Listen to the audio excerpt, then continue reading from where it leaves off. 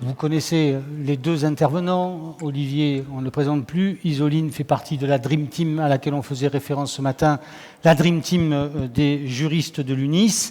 On va parler de l'ordonnance, les ordonnances de la copropriété, ordonnance du 30 octobre 2019. On va parler forcément du contrat type. C'est bien ça? Alors, on commence, alors allons-y. Quelles sont les nouveautés qui concernent le contrat type? Alors, premier point, qu'est-ce qu'il y a comme nouveauté? D'abord, on commence par dire ce qu'il n'y a pas de nouveauté. Il y a toujours un contrat type. Oui. Deuxième point, la rémunération forfaitaire doit toujours y figurer. À côté de cette rémunération forfaitaire, les prestations particulières. La nouveauté, c'est que maintenant, dans les prestations particulières, il va falloir indiquer les honoraires travaux dégressifs, chose qu'on n'avait pas le droit de faire, puisqu'auparavant, on ne pouvait pas l'indiquer.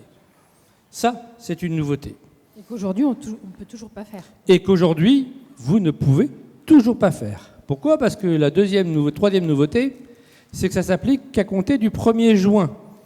1er juin, c'est le lundi de Pentecôte. Donc pour ceux qui n'ont pas convoqué l'Assemblée Générale le lundi de Pentecôte, ça s'appliquera le 2. Sachez qu'il y en a qui en ont convoqué une, c'est moi. Il a bien fallu la reconvoquer. Mais globalement, oui, l'application de l'ordonnance, c'est après le 1er juin. Après le 1er juin, après la publication du décret de 67 modifié suite à l'ordonnance. Donc, point important, c'est d'attendre ce décret avant d'appliquer. Bien. Donc, est-ce que j'ai bien compris? Le contrat type existe toujours, principe de rémunération forfaitaire maintenu, rémunération complémentaire possible pour les prestations qui ne relèvent pas de la gestion courante et qui sont définies par décret.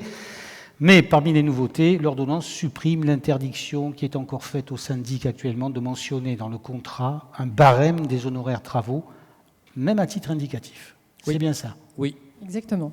Alors, et notre problème, c'est la sanction. Si vous ne respectez pas le contrat type, les sanctions sont simples. C'est 3 000 € pour une personne physique et 15 000 € pour une personne morale. Est-ce qu'on peut faire le distinguo? Pardon, je suis un peu béotien dans la matière. De la personne physique? Oui. Si on exerce en qualité de syndic à monsieur X qui est syndic de copropriété, c'est 3 000. Si c'est une SARL, une SA, une SAS, une URL, une SNC ou autre société, c'est 15 000 €. Et est-ce que c'est pour l'ensemble des contrats que j'ai ou est-ce que c'est pour un seul contrat? Si je lis le texte, dans le cas de l'attente du décret, c'est par syndicat de copropriété. Donc si vous gérez 100 copropriétés, que vous n'avez pas respecté votre contrat de syndic type, vous risquez une amende de 100 fois 15 000 si vous êtes en société. Je le dis, c'est un point important. Alors peut-être que dans le décret, on aura une précision en disant que c'est la personne morale qui s'engage à une amende maximale de 15 000 € en totalité pour tous les contrats. Je ne le sais pas pour l'instant. Mais le risque actuel, il est là. Alors, ça, c'est pour le contrat type. Est-ce qu'il y a aussi des éléments de cette ordonnance qui concernent la mise en concurrence? Alors oui, tout à fait. La mise en concurrence est également modifiée. C'est toujours le conseil syndical qui procédera à la mise en concurrence. Simplement, aujourd'hui, le texte nous dit que cette mise en concurrence se fait tous les 3 ans. Avec l'ordonnance, cette périodicité triennale, elle est supprimée. Donc, la mise en concurrence devra être faite pour chaque désignation de syndic. Donc, si le syndic, par exemple, a été élu pour 2 ans, 2 ans plus tard, il faudra faire cette mise en concurrence. Sauf si l'Assemblée générale a dispensé le conseil syndical de procéder à cette mise en concurrence l'année précédente.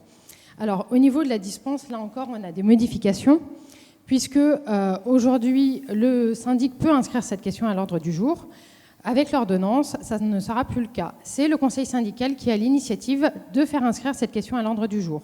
Donc en pratique, la question de la dispense de mise en concurrence, elle ne sera plus automatique et il faut que le syndic puisse avoir la position du conseil syndical là-dessus. Il pourra très bien lui demander... C'est-à-dire qu'en assemblée générale, on doit décider qu'on dispensera le syndic d'être On peut mis le en décider. On peut le décider. Voilà, à la majorité de l'article 25. Alors que jusqu'à présent, ça, c'était C'était sous-entendu. automatique. Non. Si on ne demandait pas, c'était... L'inscription de la question était presque automatique. Voilà, tous les syndics mettaient la question à l'ordre du jour. Là, il ne pourra pas le mettre tout seul.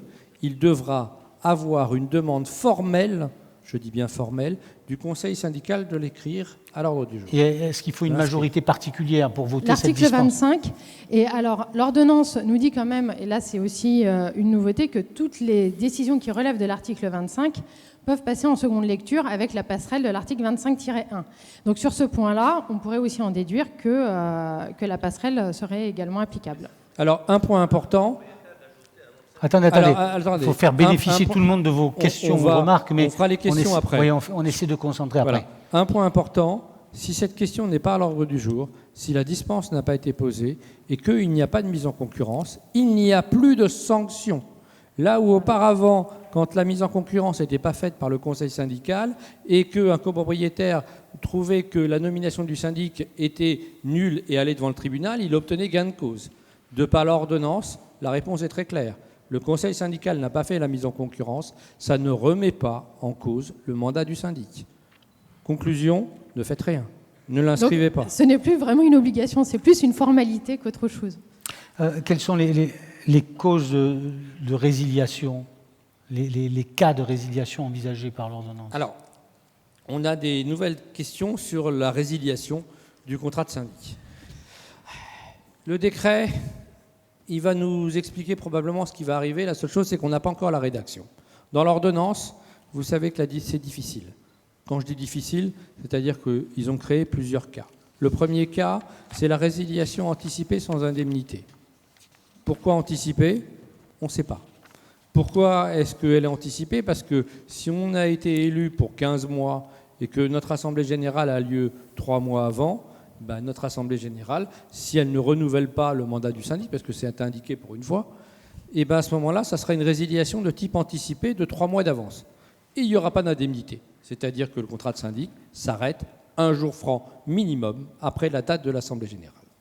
Premier point, c'est résiliation anticipée et sans indemnité. Il y a, de l'autre côté, une résiliation pour inexécution suffisamment grave, soit par le syndic, soit à la demande du conseil syndical. Cette résolution, ou résiliation telle qu'ils l'ont appelée, moi je l'aurais appelée résolution, mais on ne va pas faire du droit spécifique là-dessus, vient suite à une demande, la plupart du temps, du conseil syndical, qui va demander la convocation d'une assemblée générale spéciale, en urgence probablement ou pas, mais en tout cas spéciale, pour mettre à l'ordre du jour la résiliation du mandat du syndic en expliquant quelles sont les raisons pour lesquelles on considère qu'il y a une inexécution suffisamment grave. Il faudra le justifier. C'est comme une lettre de licenciement. Quand vous licenciez un collaborateur, vous allez devoir justifier et expliquer pourquoi vous le licenciez. Là, c'est la même chose. Il n'y a pas la convocation préalable. Il n'y a pas de convocation préalable. Mais le syndic, il a le droit de faire pareil. Puisque ce qui est ouvert au conseil syndical, le syndic peut aussi considérer qu'il y a des inexécutions graves de la part du syndicat des copropriétaires. Exemple, il y a des travaux urgents à faire, on les a mis à l'ordre du jour, l'Assemblée générale a refusé d'engager les travaux, le syndic pourra considérer qu'effectivement c'est une inexécution suffisamment grave et demander la résiliation de son contrat de manière anticipée, bien évidemment. Donc c'est dans les deux cas. C'est dans les deux sens. Oui, allez-y. Alors, il faut quand même préciser que ces deux cas de résiliation ne seront pas applicables le 1er juin, mais pour les contrats qui sont conclus postérieurement au 1er juin, donc à côté du 2 juin. Alors, l'autre question... oui, encore un détail. Un petit point important. Le syndic, à partir du 1er juin, s'il est secrétaire de séance, il devra rester jusqu'à la fin de l'Assemblée générale, même s'il n'est pas nommé, même s'il a démissionné. Mais pourquoi faire? Pourquoi faire? Pour faire son procès-verbal et le faire signer à la fin par le président. Il ne peut pas dire « c'est plus moi, démerdez-vous ». Excusez-moi du terme, on le coupera au montage. Mais clairement, les choses sont très claires. Il devra rester jusqu'à la fin. Il reste syndic, quoi qu'il arrive, 24 heures de plus. Le mandat du nouveau syndic qui aura été désigné ne prend effet au plus tôt qu'1 jour après. Ne partez pas sur un coup de colère.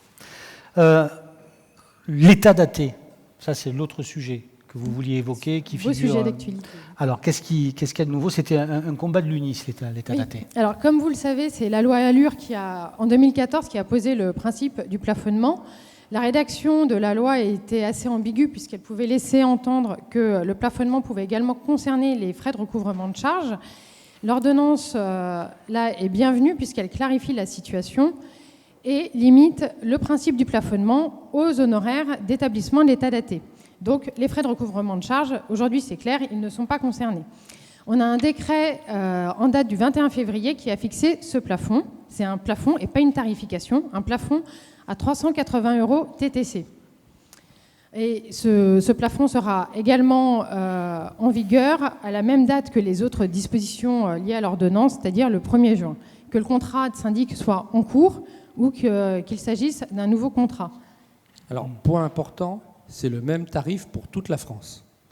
Et quand on dit, en principe, que c'est un plafond, vous connaissez le principe, dans certaines régions, je ne parlerai pas de Marseille, mais où ils étaient peut-être un peu moins de 300, ils vont se mettre au plafond. Et ils auront raison. Sauf qu'à Paris, pour certains, mais je sais que tu n'es pas d'accord, mais certains vont le faire. Et à Paris, tout le monde devra se mettre, quoi qu'il arrive, au maximum à 380. Non, Olivier, je ne suis pas d'accord avec ça. Moi, je suis en dessous du plafond. Ce n'est pas parce que je suis à 340 € TTC, ce n'est pas parce que j'ai un plafond à 380 que je vais balancer ça à 380. On est d'accord. D'abord, c'est un extrêmement mauvais signal lancé à nos clients. Parce que nos clients vont dire, vous foutez du monde, vous allez maintenant au plafond, alors qu'avant, vous présentiez un coût qui était en dessous. Premièrement. Deuxièmement, vis-à-vis du législateur, continuons comme ça. Continuons avec ce genre d'attitude. Et là, je vous garantis qu'on se fera replanter derrière rapidement. Donc, s'il vous plaît, si vous êtes en dessous du plafond et que vos sociétés, vos économies de société ne justifient pas d'augmenter vos honoraires d'état daté, vous restez à celui qui était raisonnable. Enfin, ça veut dire quoi, ce raisonnement de passer au plafonnement? Le plafonnement est là pour limiter. Ça a été là. Pourquoi? Ça a été là uniquement pour éviter qu'il y ait des abus. Alors après, on peut dire que 380, c'est peut-être bas. Ça, je n'en disconviens pas. Ça fait l'objet, je peux te dire, de discussions très ardues au CNTJ avec les associations de consommateurs. Ceci étant, on partait de 250. Je sais. N'oubliez jamais que, vous voyez, on vous parlait souvent, et c'est normal, c'est humain, du verre à moitié vide. Moi, je peux vous dire, je pars du verre à moitié plein. On a évité quand même vraiment les gros ennuis. Donc, s'il vous plaît, ne passez pas au plafond si ce n'est pas justifié. Alors justement, le prêt état daté n'existe pas. Ça n'existe pas. Mais il s'agit quand même d'une C'est une pratique. invention des notaires, d'ailleurs. Non. Ça n'existe pas. Et si vous vous contentez, moi je fais, mon associé est là, il est encore là, il salue mon associé. Il est là-haut. Il est là donc pour témoigner. On pratique un état daté complet, avec les 16 ou 18 pages. Oui, toujours. Il y en a qui me disent, ah ben non, qu'on est plafonné, on va repasser l'article 5 stricto sensu. Non. Alors là aussi, si tout le monde repasse à l'article 5 stricto sensu, c'est-à-dire les 3 premières pages, ce qui va se passer, c'est que le surplus, bien évidemment, va être dans un an ou dans 2 ans, sera évidemment plafonné, voire complètement interdit. Donc n'oubliez pas, et c'est ce que je vous dirai d'ailleurs tout à l'heure en clôture, n'oubliez pas qu'il y a une exemplarité et qu'à chaque fois qu'on fait des bêtises, que certains font des bêtises, c'est la globalité de la profession qui est sanctionnée. C'est exactement comme ça que ça se passe. Bien. Donc le prêt état daté n'existe pas aujourd'hui juridiquement. Il est aujourd'hui une demande de certains copropriétaires ou de certains notaires qui ont besoin d'informations complémentaires pour rédiger les avant-contrats. Ces informations complémentaires sont pour la plupart des syndics membres de l'UNIS disponibles sur leur extranet. La seule chose, c'est que certains copropriétaires ne sont pas dans la possibilité d'aller les récupérer ou ne savent pas qu'ils sont là ou ne savent pas utiliser Internet, ça existe encore. Et à ce moment-là, ils demandent au syndic qui va leur proposer un devis de le faire à leur place pour envoyer les informations au notaire. Il ne s'agit en aucun cas d'état daté ou de pré-état daté. Il s'agit d'informations relatives à la rédaction de l'avant-contrat par le notaire. Point.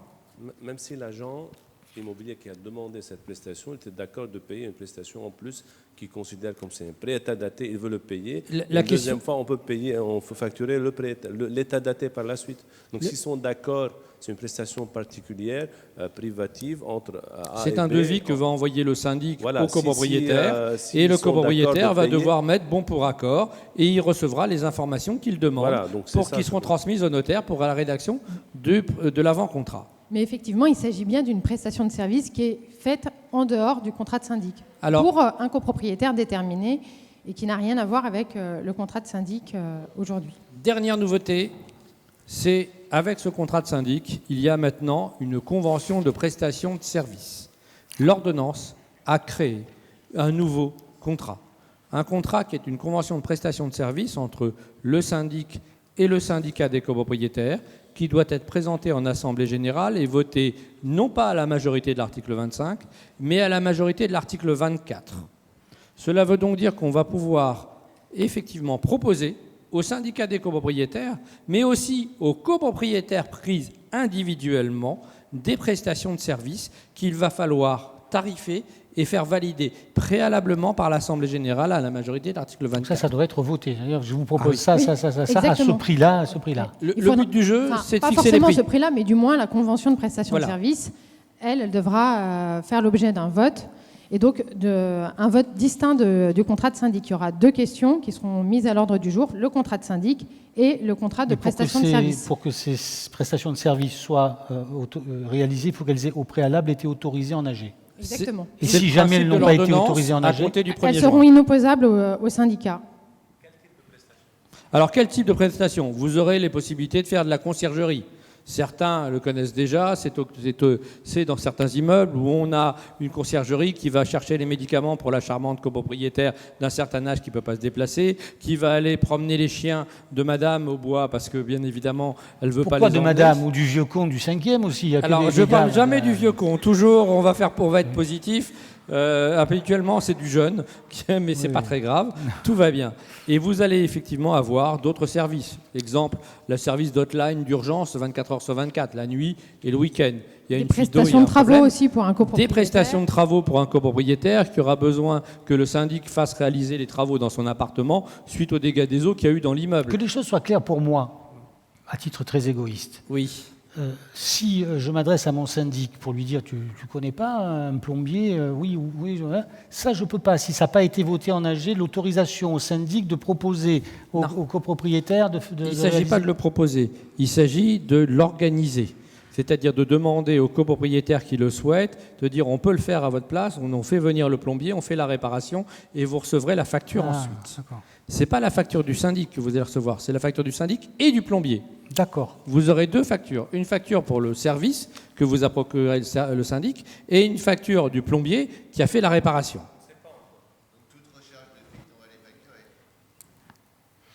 J'ai rien dit. Ça, c'est encore... Alors, C'est encore une difficulté.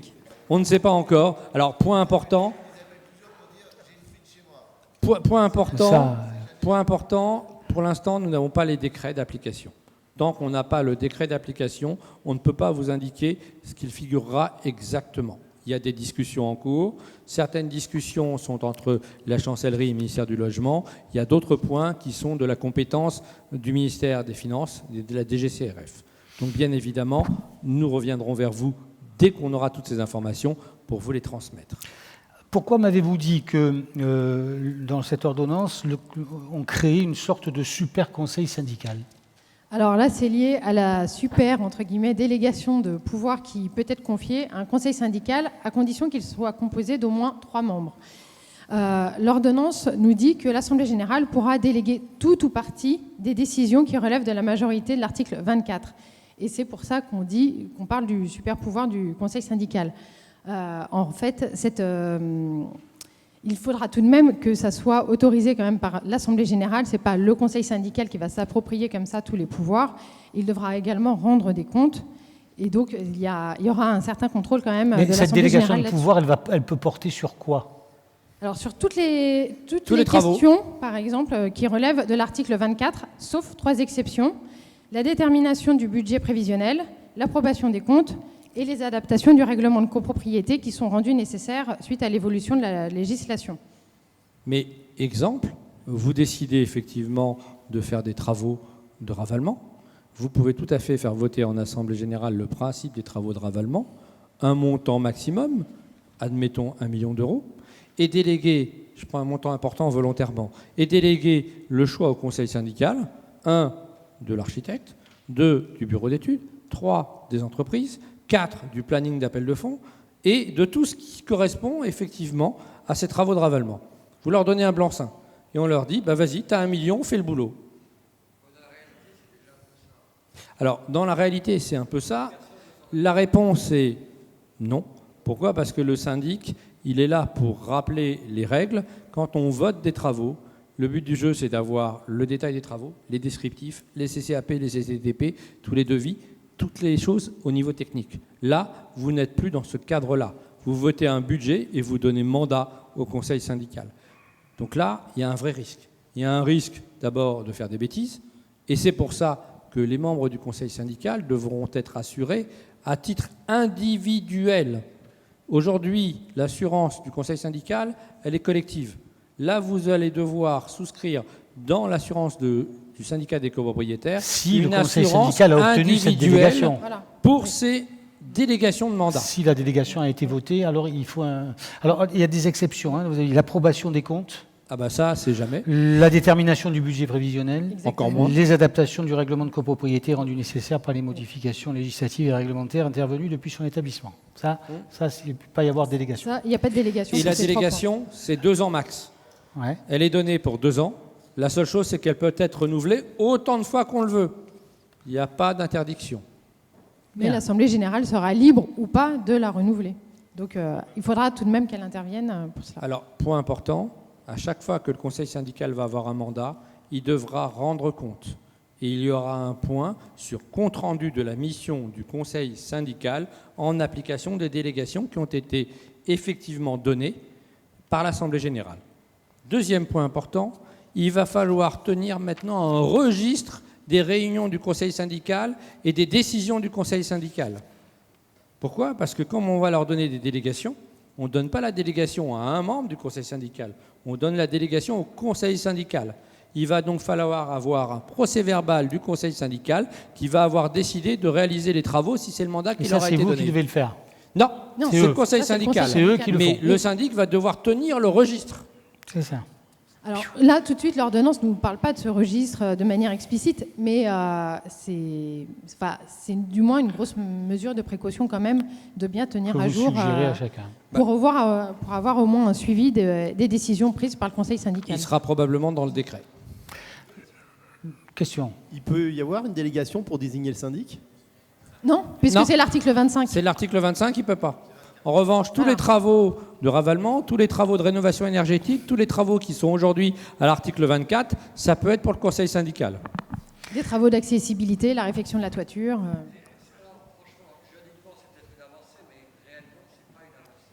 Parce qu'on sait très bien que la majorité des personnes qui assistent à l'Assemblée générale, ils veulent surtout ne pas s'occuper de ces sujets importants et ils délèguent au conseil syndical les principales questions dont vous avez parlé. Alors, c'est un peu dommage parce que la réalité... non, ils délèguent toute la gestion courante dont vous parlez, et toutes les petites choses, rarement les décisions sur les travaux de ravalement, sur les réfections de toiture, sur ces décisions-là.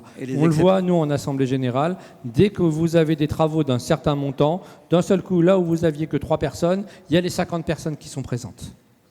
Les exceptions dont vous parlez, c'est généralement le core business de l'Assemblée générale.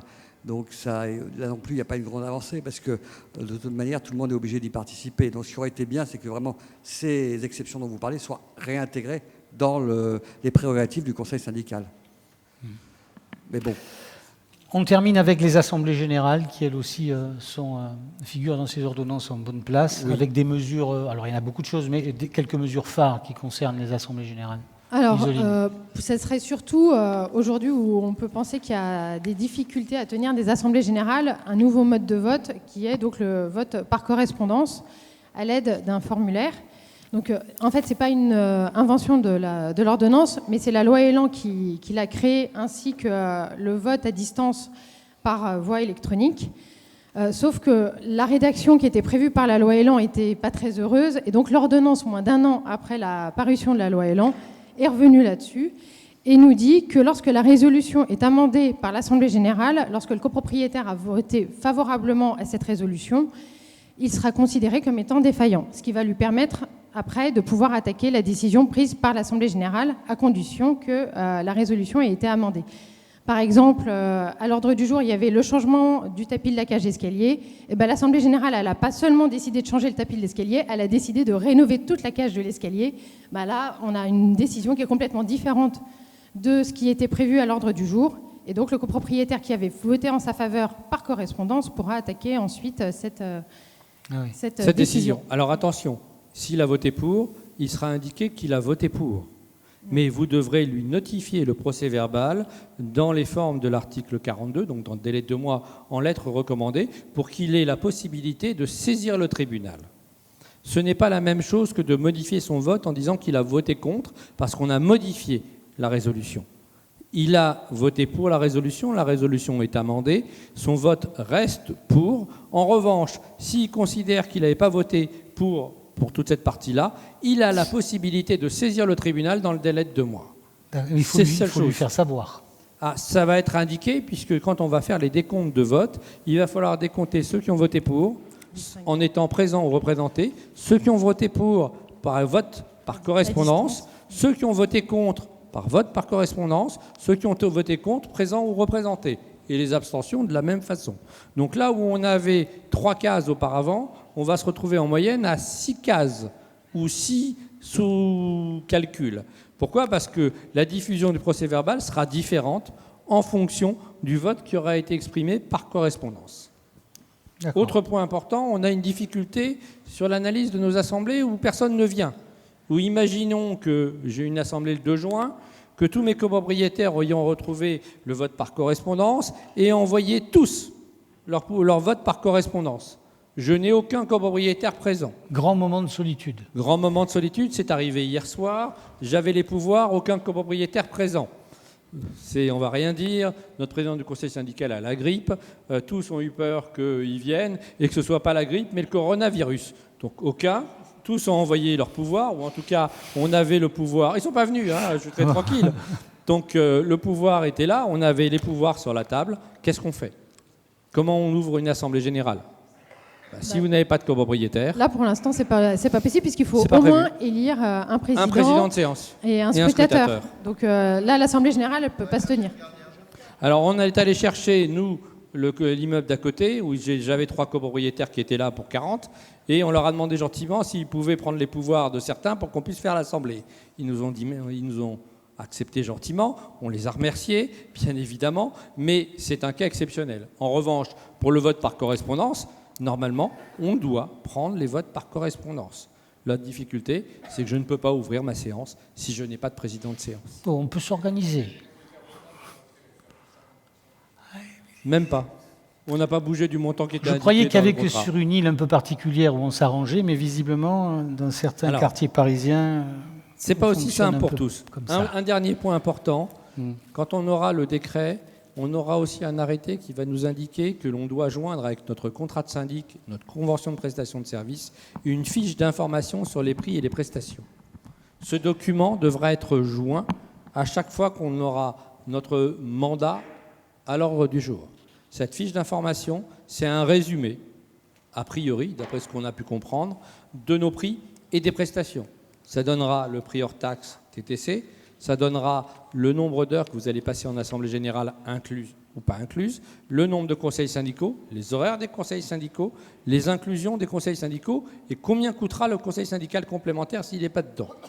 Donc tout ceci dans une page ou 2, on ne sait pas encore le modèle, il sera fixé par arrêté, bien évidemment, mais l'arrêté, la plume, elle est à la DGCRF. Elle est ni à la chancellerie, ni au logement. Précision. Mais ce qui fait qu'en fait, on attend encore pas mal de textes, puisque là, on parlait, juste à l'instant, de cette fiche, qui sera donc précisée par arrêté. Pour le vote par correspondance, aujourd'hui, il n'est pas possible, puisqu'on attend également un arrêté pour fixer le modèle du formulaire. Les modalités de remise de ce formulaire seront précisées, elles, par un décret. Et de toute façon, comme l'ordonnance a induit des modifications d'ordre réglementaire, le décret de 67 doit lui aussi être modifié. Et donc on attend également un décret de réforme, enfin, pour poursuivre cette réforme. Il n'y a rien eu sur la visioconférence au sens qui la prend en charge? Est-ce que il n'y a pas eu de précision là-dessus? Si, dans le décret, les choses sont claires.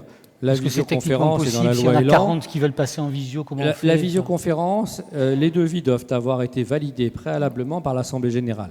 Ouais. Ils sont à la charge soit du syndic s'il les demande, soit du conseil syndical. Si aucun des deux n'a proposé un devis pour mettre en place la visioconférence, elle ne peut pas être mise en place puisque l'Assemblée générale ne l'aura pas votée. Combien ça coûte? Probablement très cher si on considère que les sociétés du CAC 40 le font déjà, l'ont déjà mise en place. Mais quand on vous dit que vous êtes une assemblée de 10 copropriétaires et que vous voulez mettre en place ce type de système, quand on vous annonce un devis qui est supérieur au montant du budget annuel des dépenses de l'immeuble, on va s'arrêter très rapidement. La seule difficulté, c'est que comme on a un décret qui est un peu restrictif sur la manière d'identifier le copropriétaire qui va voter par correspondance, on attend des éventuelles, et je dis éventuelles modifications dans le cadre du décret de 67 pour modifier le copropriétaire que l'on doit identifier de manière substantielle, pour l'identifier simplement et pas de manière substantielle, tel que c'est réglé dans le cadre des... Il doit montrer un tatouage, qu'est-ce qu'il doit faire? On va lui demander plus que son tatouage, ce sont des choses un peu compliquées. Deuxième point important, il est prévu normalement dans le décret de 67 modifié une modification de la lettre recommandée électronique. On attend aussi bien évidemment le visa de Bercy qui risque bien évidemment de s'y opposer pour que nous n'ayons pas encore à licencier des postiers. Parce que je vous rappelle que c'est la Poste aujourd'hui qui en a le monopole. Deux questions pour vous. La première, si la convention à l'article 24 n'est pas votée. Pardon, j'ai pas entendu. Parlez tout près du micro. La convention d'honoraires à l'article 24, si elle n'est pas votée. Elle est rejetée. Oui. Elle est rejetée. Donc Si elle n'est pas votée, vous pouvez rien proposer à vos clients à compter du 2 juin. Si elle est votée contre, vous ne pouvez pas non plus. Non. Ok. Et si, comme sur les dispositions de la loi Allure, là, jamais d'arrêté, parce qu'on attend encore des arrêtés de la loi Allure. Hein. Oui. Là, Christophe va répondre.